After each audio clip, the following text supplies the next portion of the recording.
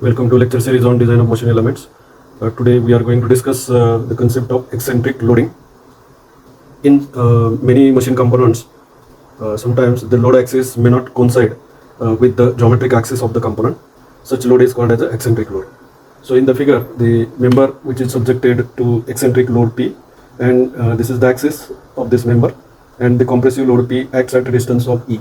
E is nothing but distance between the axis of the member and the line of action of the load P. So such load is called as the eccentric load. So effect of the eccentric load on the component, there are two effects. Very first effect is the eccentric load is replaced by direct axial compressive load P. So lower end of this member is fixed, and eccentric load is nothing but it is a direct load acting at the axis of this component. Here we are considering the section 1-2 in the member. So under the action of this direct compressive load P, the direct compressive stress gets developed in the component. So at section 1 and section 2, the direct compressive stress is developed which is uniform throughout the cross section. So this direct compressive stress is denoted as the sigma D, direct stress. And another effect of this eccentric load, load into distance, is called is creating a moment. So bending moment M, which is equal to load into eccentricity. So bending moment acts on the component. So under the action of bending moment M, the bending stress is developed in the component. So bending moment is clockwise. Therefore, the portion at section 1-2, half portion is subjected to bending stress of compressive nature, and this surface will get subjected to bending stress of tensile nature.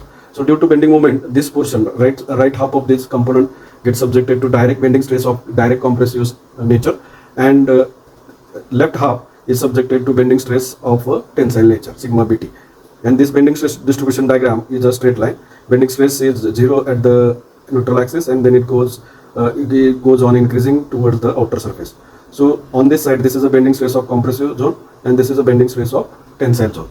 So bending stress sigma B is developed in the component, and y1 is the distance of the outermost surface towards section 1, and y2 is the distance of the outermost surface on the right side of this component.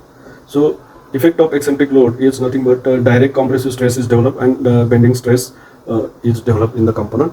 So if we draw the resultant stress, so eccentric load is replaced by direct compressive load P, and it is along with the bending moment, that is M, that is P into E.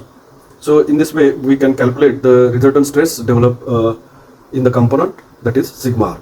So this figure shows the resultant stress developed in the component under the action of the eccentric load. Now eccentric load will induce direct compressive stress, that is sigma D, and bending stress, that is sigma B. So direct compressive stress sigma D is equal to P by A, where P is the direct load or axial compressive load divided by A is the area of cross